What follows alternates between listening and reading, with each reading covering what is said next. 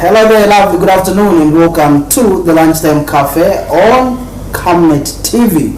Thank you so much for joining us. This afternoon, we are joined by Mr. Jason Mwanza. He is the Tonse Alliance National Youth Vice Chairperson. He joins us this afternoon to discuss a number of issues. I'm Tapelo Joe Smarter. Mr. Mwanza, good to see you and welcome. Thank you so much for having me. And, it's always a pleasure to be here. Good afternoon to the viewers. Okay, fantastic. Mr. Mwanza, let's get into matters of national interest. Over the weekend, a lot happened, starting from Friday. But let's begin with Friday. Yes.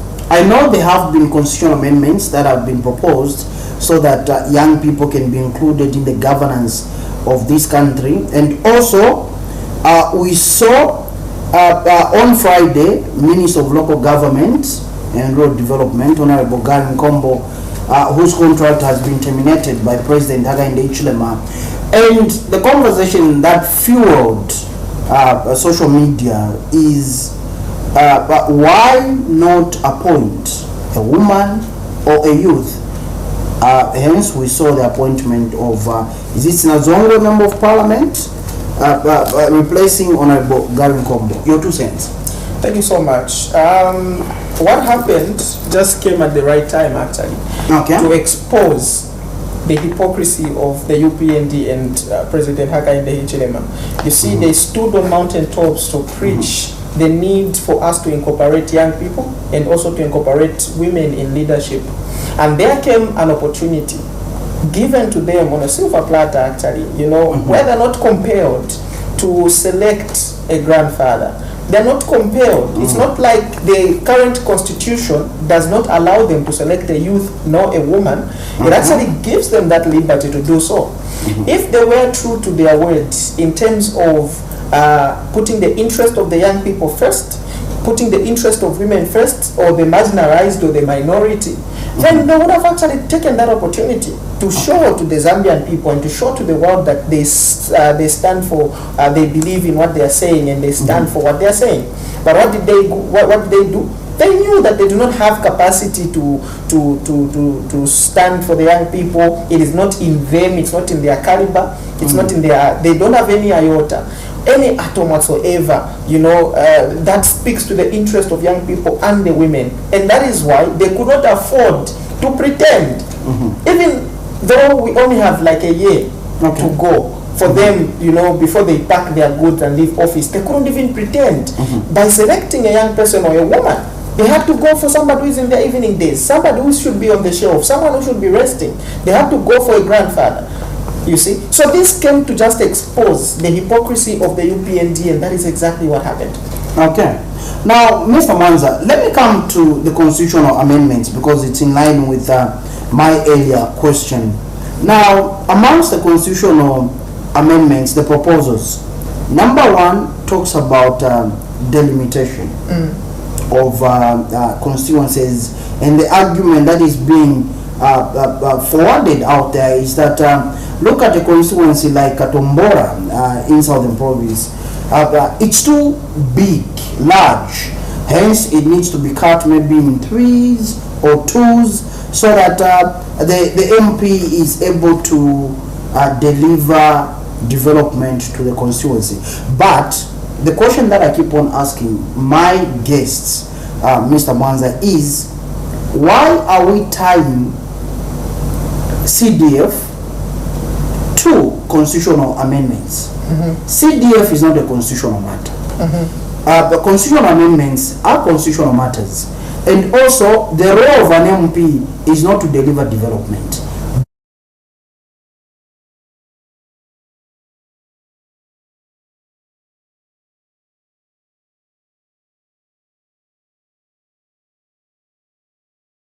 Come to Parliament. So why is there a mismatch in this whole delimitation exercise and the things that are being brought forward? The reason is simple. Selfishness, hidden agendas,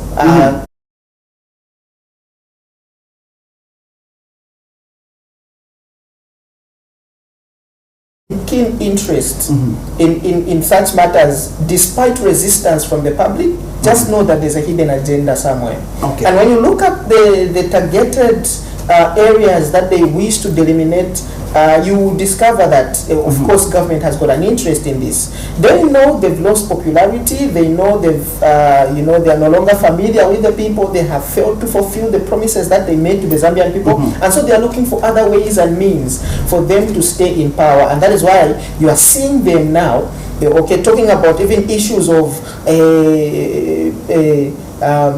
us doing away with 50+1, us doing away with first past the post kind of arrangement when it comes to our elections, and adopting a whole totally different arrangement. It's just an agenda to try and stay in power, because genuinely speaking, if the UPND are to call for elections even today, using the same method that ushered them into power, and they just do the correct thing, you would actually see that this is a one-term government, and they are so scared of that. They know so many wrongs that have been committed in the first 3 years, the few years that have been in power. You will discover that they've committed so many wrongs compared to any other government in history. The corruption, the scandals, the controversies that have been perpetuated by the UPND are more than what we've ever witnessed in this country. Not talk about the poverty levels that we have, the inequality, the bad school system, our health sector, being dilapidated now. You will discover that the nation has gone to the dogs. The nation is on its knees actually right now, and so they are trying to find any other way and means that they can use for them to stay in power. And so that is why you are now coming to talk about delimitation. What we should understand is, look at, for instance, let's talk the example of the late Michael Chiluba, so rest in peace. The moment he just came into power, he actually made some districts, including Mansabombwe. Mansabombwe is a district that was pronounced a district by the late Michael Chiluba. You do not need to actually make constituencies before you talk about development. Assess the number of people that are in an area according to the populace. Then you can even call it a district. In fact, districts stand a better chance. So it can be done. You can declare a certain area. The president has that power now. Minus going to parliament. Okay. This is where we need to take in interest as a nation and call out the UPND for exactly who they are and what they are trying to do. The president currently, the same way he's got power to appoint a youth without amending the constitution, the same way he's got power to appoint a woman without amending the constitution, is the same way he's got the power to declare a district without going to the constitution. Okay. In fact, when you make more districts, then you're not going to have district commissioners. You're going to have it's a whole lot of teamwork that constitutes for development better than what they are actually proposing. So those appointments can come through the creation of districts. Definitely. In fact, development is even much easier because when you have a district, you are going to appoint now people that are going to oversee affairs of that district, and it is their duty for them to bring development to that district. You hold people accountable, not wanting to create constituencies so that you can play Mingarato with have more MPs in parliament, so that way you are able to kill democracy, because now whatever you say is going to go through. The same thing that is being suggested when they are saying, the appointments of MPs should actually increase. What are you trying to do? Why do you want to make it proportionate to the number of MPs that are in parliament? So that young people can be nominated. Young people have got a chance. Young people have got a chance to be in parliament today if the president wished. If the president was actually genuine, young people would be in parliament today. How many do you know of a single youth in the cabinet of UPND? By definition, I don't mean this youth by heart, whatever. No. Youth by definition, including the Minister of Youth and Sports, is not a youth.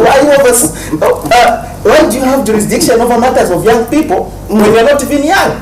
These are things that we talk about. Okay, when you look at the number of women compared to the number of men that are in the cabinet of HH, you will find that it's a sham, it's a scam. These people lied to people. When the constitution actually currently states that the person who is in authority to appoint should appoint equally. Is that Article 59? Exactly. Okay. Equally. Did he see that? Why doesn't he use Article 59 to appoint equally, to appoint young people as well in his cabinet today. When he came, he said he was going to set the standard and set the bar high in terms of selections, when it comes to selections of the people in cabinet. What happened? We saw jokers. We saw people that are supposed to be retired. People, corrupt people who have been reshuffled. Some are being fired now, but we've seen people being reshuffled when they were supposed to be fired. Okay, that's the kind of cabinet that you say that you are going to raise the bar with. Of course not. You've got a constitution that permits you to select women, to select young people, to declare a place to be a district. This trajectory that you have taken, the Zambian people have rejected. And anybody who has ever fought with the Zambian people has never succeeded at any point. Okay. Now, Mr. Mwanza, some are arguing to say some of the clauses that the UPND have brought, some articles, and they're saying, look, some of these articles were there in Butane, and the UPND was against Butane. So how come these articles are appearing in these proposed constitutional amendments, and the UPND are urging not only the Zambian public but the members of parliament to vote for these proposed amendments? How do you look at that? Hypocrisy, one more time. When Butane was gunned down by UPND MPs, they went to celebrate at community house. Okay. They grilled chicken there. They had a braai. They drank wine at the expense of the Zambian people. All right. And I recall they were told that this Butane is actually a ghost that is going to haunt you. And true to the world today, UPND is being haunted, because there is nowhere where they can ever produce a conversation concerning the bills that they are proposing today to the Zambian people, when these are the same bills that they gunned down. How do we trust such a people? How do we trust such a government? What has changed? Exactly the point. That I think the UPND will be proof you to that answer. If you told us not to go for that in the first place, why are you telling us to go for it now? Now that you're in power. You see that these people, most of these politicians, don't have the interest of the Zambian people at heart. These people do not put the Zambian people first. They don't think of the next generation. For them, it's just the next election. They went all out, full throttle, to gun down Butane, to talk against Butane. And now, the old constitution that brought them in power is now what they are fighting. And they're saying, no, there are lacunas in this constitution. There are things that are wrong. Maybe we should do that. The things that you are suggesting are the things that were suggested by the Patriotic Front. If you told us to reject those things back then, why should we now accept them because it's you? It means you're a hypocrite. It means you don't have the best interest. You just want to remain in power. And we are not going to tolerate nor accept. It is better we go to elections with the same constitution that ushered them in power. Let that same constitution usher them out. And I want to urge the incoming government to go ahead and amend the constitution as per lacuna that you are going to find in the constitution as early as possible. Let us stop doing things that look like we just want votes. We just want to stay in power. Being in power is a privilege that is given to leaders and politicians, so that they are able to save to the best of their abilities in a certain period of time. That way, do your best. When you do your best, leave office for other people and let us do things for the sake of continuity. What we are supposed to be discussing currently is that the Patriotic Front did something, they ended somewhere, UPND has carried over. Every time we change the government in this nation, we start from scratch. They will have to rubbish everything that the previous government did and start from scratch. And now it looks like Zambia has never achieved anything, especially under the 60 plus years. In the 60 plus years, we look like we've never achieved anything. Are you aware, comrade, that when you go to get your NRC today, they're using a typewriter? Yes, yes. In the modern technology, in the modern times and era, nobody has ever thought of paying attention to that. No one has ever thought of taking keen interest. Go to RATSA today if you're going to get your driver's license, and you will see how bad the infrastructure is, the type of technology that they're using. We're not paying attention to such things. This is the kind of development that we're talking about. We are not on the top 10 countries that are ready for AI. In Africa, I'm not talking about the world, in Africa. And yet on the world list, we are on the top 6. We are 60th when it comes to poverty. We are such a nation with all the minerals, such a nation with all these mines, such a nation with fertile land, with water, more than 60% of water in the southern region belonging to Zambia, mines, and yet we are on number 6 in the world, in the entire world. We are on number 6 when it comes to the poorest countries in the world. I think we should be second in Africa. You know, which is a shame. We were a food basket for Africa at some point. Look at the project of internet that Manawas had introduced. Look at the decongest Lusaka, Connect Zambia that the Patriotic Front brought, the hospitals and the clinics and all that. And you usher in a government in form of UPND. The first thing that they come and do is what? The president says, I'm actually better than, there is no president who has done better than I have. No, African countries are crying for me. I wish they would have taken it. Was that a factual statement? Of course, it's how would other countries cry for him when the Zambian people are crying that he should leave? How do you claim that neighbors are fighting for you? You are a good husband. Neighbors are the ones who are witnessing, and your own wife is complaining. Your own wife is actually sad. Your own wife is burdened, is aggrieved. Come on, let's stop these jokes. In fact, one of the things that has contributed to the declining of the UPND today is self-praise. Okay. Self-praise is the biggest enemy of the UPND. You were supposed to leave these matters to the Zambian people for them to judge. And in fact, the Zambian people have judged. Even the opposition today, okay, they don't like, I know we don't have credible opposition. The opposition is very intact. Okay. In fact, the biggest opposition is the Zambian people. The price of minimum, electricity, fuel prices. That's the biggest opposition that you should be taking keen interest to appease, so that come 2026, those people are in your favor. Those things are in your favor. But look at today. No, the cabinet is of standard. No, the president is being appreciated by all countries. Let them get him. We are willing to give them so that he can go and do what he did to Zambia and see if they are going to survive. Okay, Mr. Mwanza, we will be discussing the currency notes, and my director with the team went on the ground and just to have a feel of how people are transacting using the currency notes. We'll be going to that shortly. But still on the constitutional amendments, Mr. Mwanza, I want to bring your attention to the issue that has to do with harmonization. I think it's number 8. The issue that has to do with harmonization of MPs' terms. There has been an argument. We saw the Minister of Justice, Honorable Princess Kasune, on the floor of Parliament saying that members of Parliament currently have got 4 years, 9 months. So what this proposal is suggesting is that they should now have a full 5-year term. So 3 months need to be added to those 9 months to make it a whole term, 5 years. Now, Mr. Mwanza, in an event that this goes through, it means that there's a likelihood that 2026 elections will be affected. Definitely. Because the ministers or the members of Parliament will say, according to the constitution, we need to finish the term. We need to have a full term.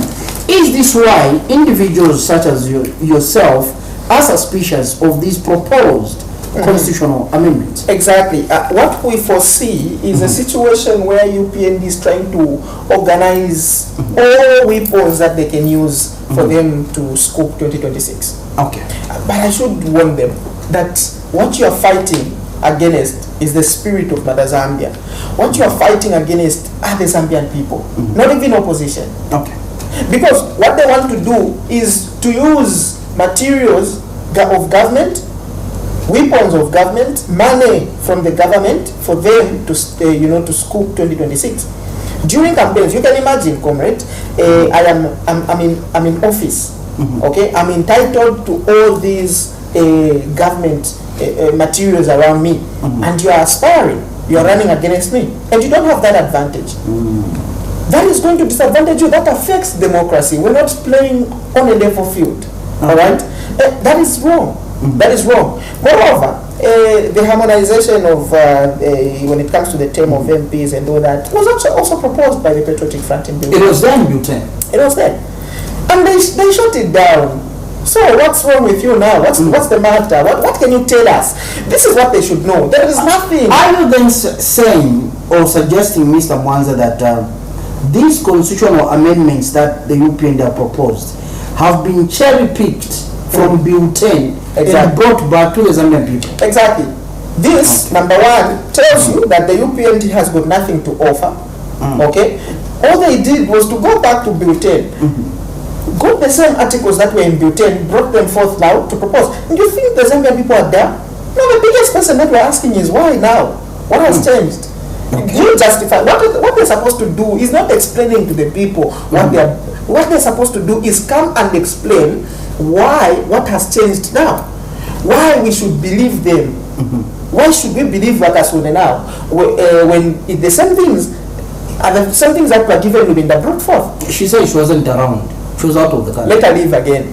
Let her go. After 2026, then we'll amend. Let her go. You see, let's not give this country to jokers, people that are not serious. All right.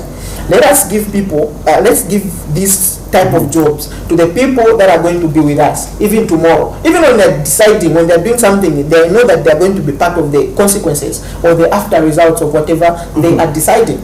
You cannot have a minister, a home minister, going on a program to go and announce that the cost of living is affected by the constitution because the constitution is not amended.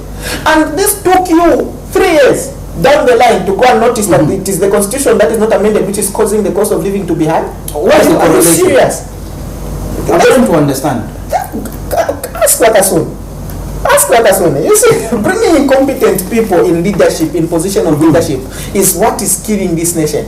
You bring such people and you say you've raised the standard of, you've raised the bar when it comes to selection. But she told you that she didn't read the entire constitution. She's not a good leader. She's an incompetent leader. Before you undertake on a certain course, listen, this is what I'm saying. We need to have a sense of continuity in this nation.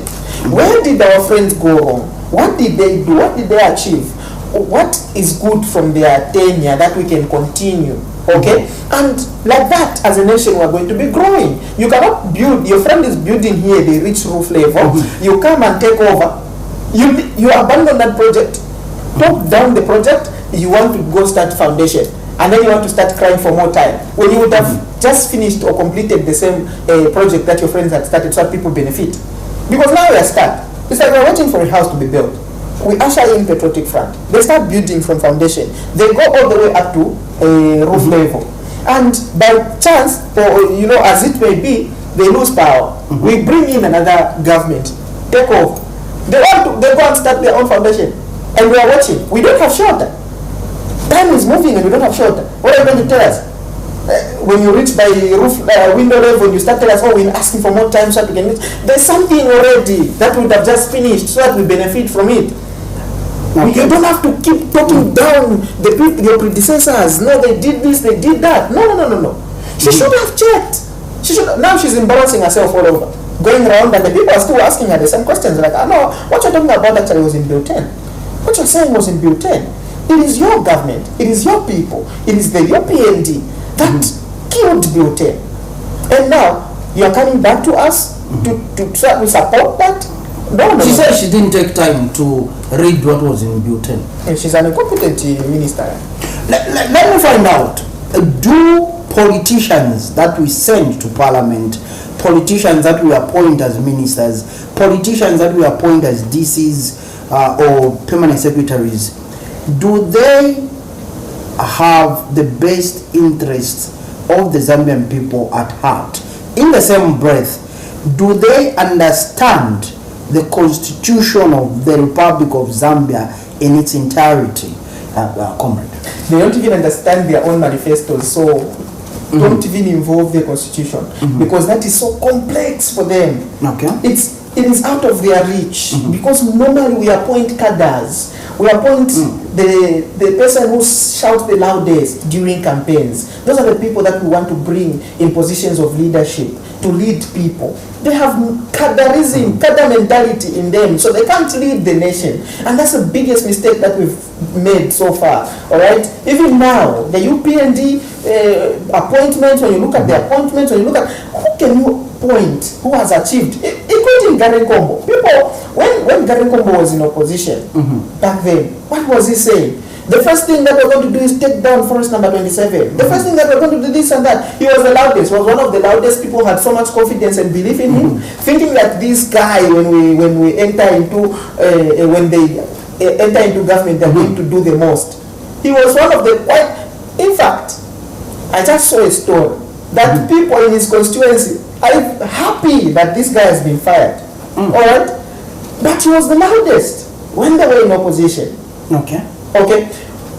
People today, Matomora, loudest, Asatan today, Apanga Mabrok.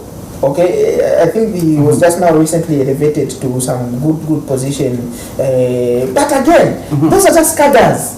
All right, most of these guys these are just cadres. Let them belong to a political party. When you bring such people in the positions of leadership, you're going to have, you're going to waste people's time. So I was saying, if we continue on that trajectory, we risk having, don't lose your thought, we risk having dysfunctional MPs, dysfunctional members of parliament, dysfunctional DCs, PSs, Parisoto heads. Is that what you're saying? What I'm saying is, when we do that, when we select cadres, when we select people that are incompetent, we risk having a nation like we have now. Okay. We risk having Zambia, bringing Zambia to the level that it has been brought today. And this is a lesson that we should learn. This is a lesson that we should pick. These people don't have the best interest at heart. They don't think for the next generation. It's about winning the next election. It's about staying in power. Not about saving the people. Not about, leaving a legacy that is going to speak for them in future generations. When you look at the behavior of appointed officers, police officers, starting with police officers, when you look at the behavior, the arrests, the illegal detention, when you look at that behavior, you're able to tell that this person is not patriotic.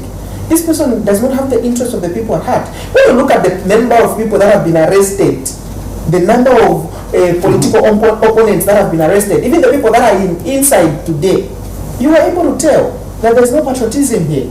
So that's my point. When we select leaders like we did in 2021, we risk having a nation like we have now.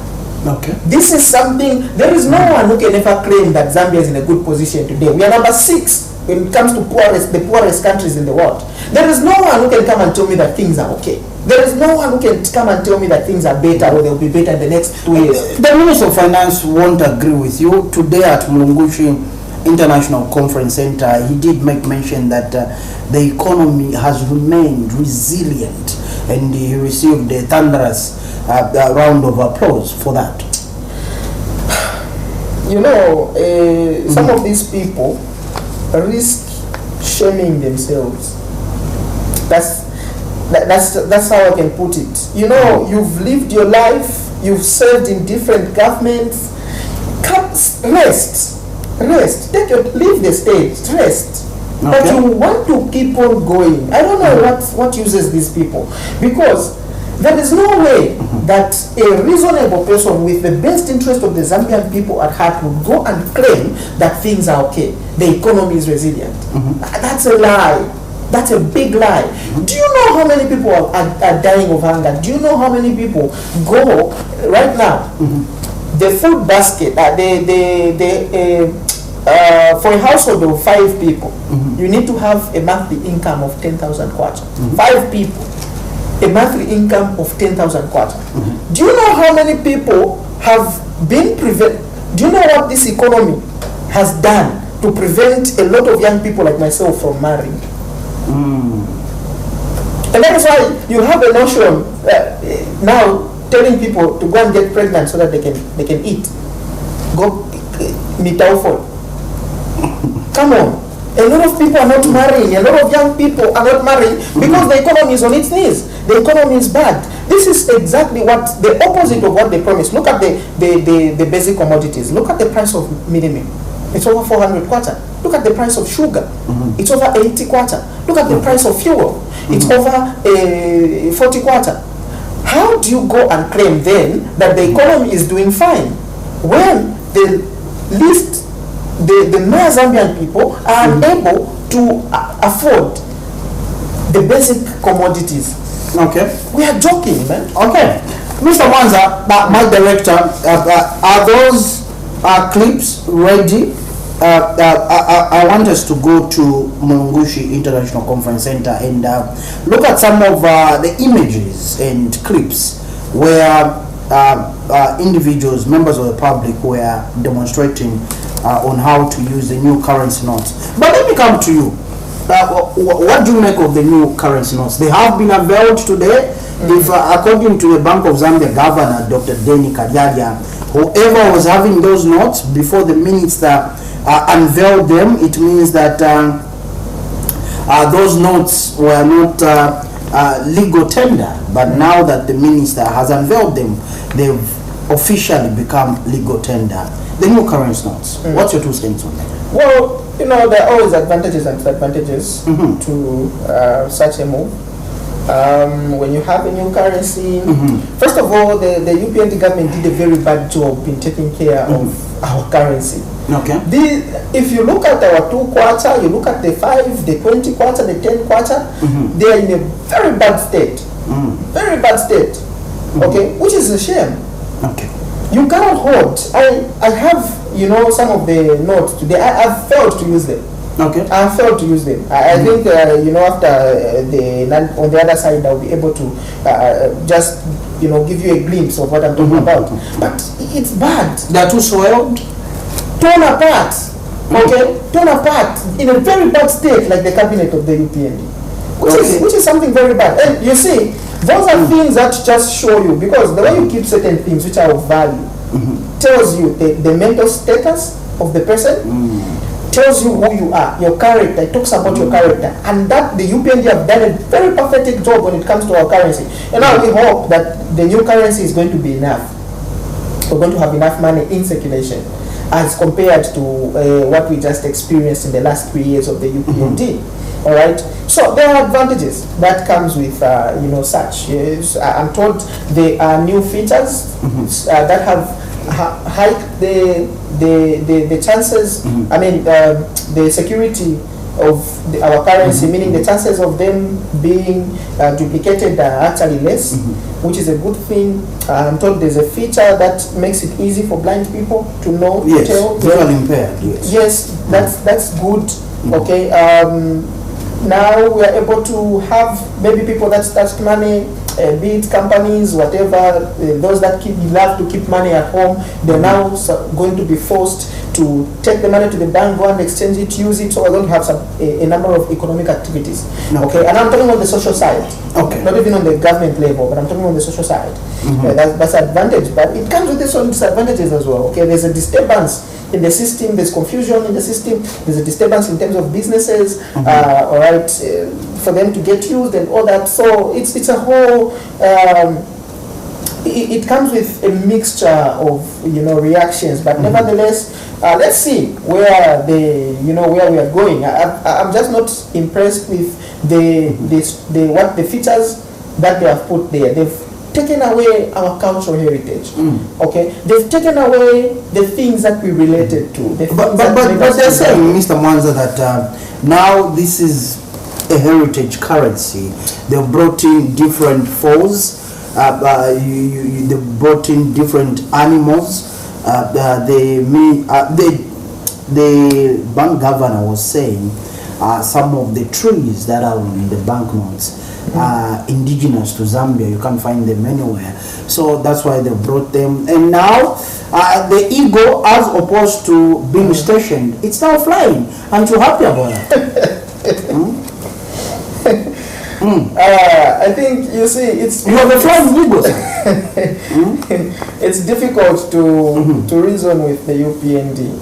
it's difficult to reason with them. And so there are certain things that we just watch from afar and say, since you are the ones in power, nothing will change. You see, we are dealing with a deaf government. Okay. That's the thing. We're dealing with a deaf government. So no matter what we say as a people, these people don't listen. These people don't listen. If these people had ears to listen to the Zambian people, we wouldn't even have been having a conversation about the constitution today. Okay. Exactly. So we just watch. Okay. Just watch. Mr. Manza, today happens to be the last day of March. Obviously, we expect a fuel pump review, monthly fuel pump review, whether there will be adjustments, upward adjustment or downward adjustment. However, on the backdrop of that, Minister of Energy Makozo Chikote Luampa, Member of Parliament, on the floor of Parliament, did make mention that come April, fuel pump prices are going to reduce. Fuel will become cheaper. You see, a number of countries are actually having cheaper fuel as compared to Zambia, including Malawi. It's actually double. Okay, the price that we are paying today is double the price compared to what Malawians are paying for fuel. And these are facts. And when you ask the UPND, they don't give reasonable answers. It's always futuristic. In June, load shedding will be done. In May, fuel prices will reduce. Next week, fuel prices will reduce. We are tired of these speeches. What we want to see are results. You see, fuel, the transportation sector is one of the hearts of our economy. Because anything that relies on movements, once you affect the fuel prices, that thing is affected. If a bag of tomatoes costs 10 kwacha for it to move from here to town, then you affect the cost of fuel, that the price in terms of the mobility for that box from here to town is also going to be affected. And when you affect, then you affect the price at which that box is going to sell. This is how you are destroying the nation. We cannot even afford now to buy tomatoes in our compounds because the prices of transport are high. So the cost, they have to recover now. The transport issue then directly affects the prices of the commodities in our compounds. There are things that go, you can imagine here in Lusaka we are complaining. Now think of the people in Nakonde. Think of the people in Kazungula. Think of the people in Mwansabombwe, in Mwense, in Chavuma. The things that have to move from Big Tree here in Lusaka, going that side, the transport, then the price that those things are going to sell from there. And that is why you're finding that prices of mini meal in such areas are higher, even more higher than it is here in Lusaka. If we in Lusaka are dying to get these basic commodities because fuel prices are high, imagine the people that are in far areas. Today, we are unable to bury our relatives who are in Chipata. You are unable to bury your relative who is in Mumbwa, just Mumbwa here, okay, in Central Province. We are able to do so because prices of fuel is high. You would rather send your 300 kwacha then so that they can buy a pan of buns, because that's now what it amounts to, a pan of buns and the sugar, so that they can have breakfast at the funeral, than you moving to go that side. Because now you're going to get stranded and become a burden to the people now begging for transport to come back to Lusaka. That's how bad things are. So we need to understand that the Minister of Transport, the Minister of Energy has actually failed. The Minister of Energy has failed. The Minister of Transport failed. These are things that the UPND was supposed to put in check. The Zambian economy is such a simple one. When you look at education, when you look at energy, when you look at transport, when you look at agriculture, then you've solved the issues. Majority of the issues. These other sectors are actually complementary. We can add health to that, because a healthy nation is a wealthy nation. You know, we need people to be in good health. But take a look at all these sectors. The UPND has done pathetically bad in all of these sectors. It's always issues after issues, stories after stories, speech after speech. The Zambian people are not going to eat your speeches, Basa. We want action. Action. And let's do a check. We are a year before, you know, a 2026 election. 15 months? 15 months. Let's do a check. What have you done in the transport sector? What have you done in the energy sector? What have you done in the agriculture sector? What have you done in the health sector? We have a situation where fuel prices are high. They've been high ever since. Okay? Compared to what they promised us, that it was going to come to 12 kwacha. We have, in agriculture, we have people sharing fertilizer from a bakul, compared to what they told us that fuel fertilizer was going to be 250 kwacha, and the bag of minimum eventually 50 kwacha. Today, a bag of minimum is over 400 kwacha. In the health sector, the biggest achievement is what? 60 containers. The 60 containers scandal. Okay? When you look at the education sector, look at the controversy in terms of selection of teachers. We've got people who completed in 2017. We've got, and yet today, we're even having people who completed as far as last year. And nobody knows the criteria that was used, especially in the recent one, where even chiefs are rejecting. Okay, they don't want the new teachers to go in their areas because they have teachers who they've got children who completed a very long time ago and they're not recruited. We have over 117 districts in Zambia today. 4,200 teachers who were recruited amount to about 13 in each district. About 13 teachers in each district. And you want us to celebrate that. Look at it from that angle. You know, this is all they ever talk about. We are recruiting civil servants, we are recruiting teachers. What you are doing is creating an expense for yourself. What you are doing is bringing confusion and division in the nation. But because when you look at the chiefs in Borokoso, just now in Borokoso, the chief rejected and said, no, we've got people. We don't know how you selected these. What was the criteria? Transparency is not there. These are things that we should be asking. What have you done really in all these sectors? And you will discover that at the end of the day, the answer is going to be nothing. So when it comes to transport, trust me, this is one of the biggest sectors that affect the Zambian people. Even today, we have to now walk long distances so that the amount that you pay for a bus now gets, it's a paneko. And we are being very unfair. Okay, Mr. Mwanza, as we begin to wind up, one of the government officials today has been quoted saying, ZAMSA, Zambia Medical, is it Agency and Supplies, ZAMSA, that ZAMSA is a burden. It's a failed project. Those were one of the headlines that we quoted. That it's a failed project, according to Mr. Mkulukusa. That ZAMSA is a failed project. Of course, mixed reactions have come through. Some are saying it's the interference from the Ministry of Health itself into ZAMSA affairs. Some are saying, no, let's do away with this particular agency, state agency. And not so long ago, we saw its Director General being accused of corruption and subsequently being fired from his position. However, this is a state agency where under its watch we saw 60 containers going missing of medical supplies.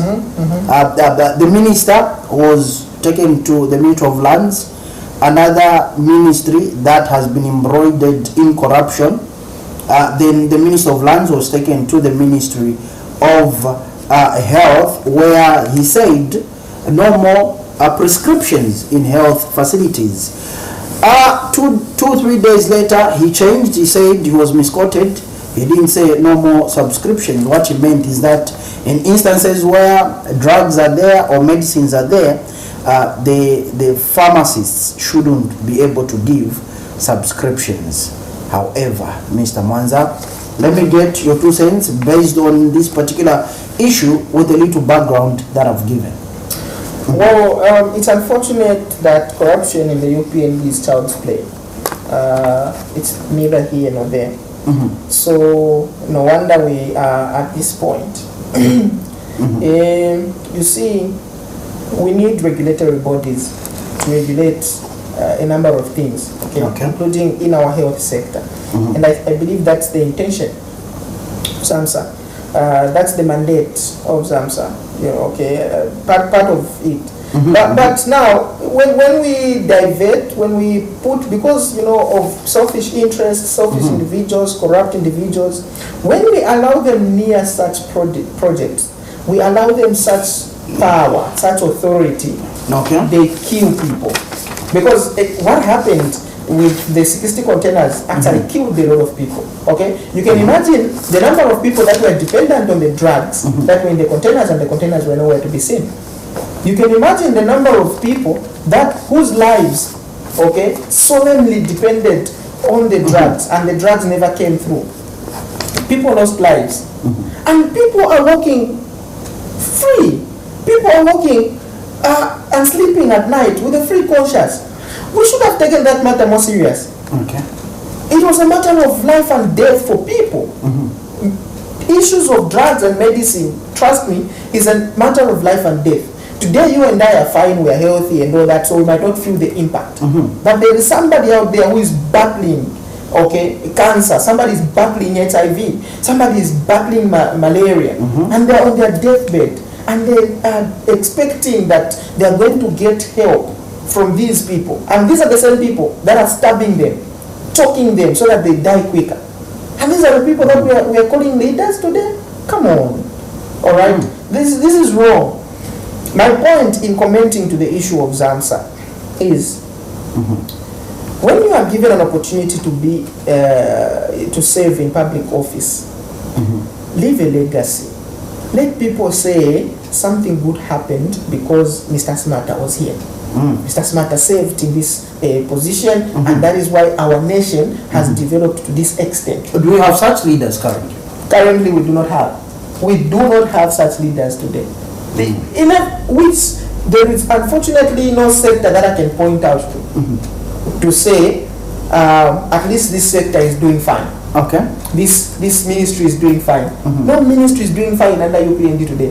There has been an outcry following the firing of Minister of Local Government and Rural Development Minister. Some are saying he was hardworking. But we're not talking about party matters. We're talking about government matters, because government is for the people of Zambia, not for a political party. They're saying he was hardworking. He's an honorable man. Why fire him and the like? Even him, you're saying his ministry wasn't ticking, Mr. Mwanza? You see, people mistake government works with party works, like you have rightly put. And so people, a lot of people have that vision of Gary Kombo in UPND, especially in opposition.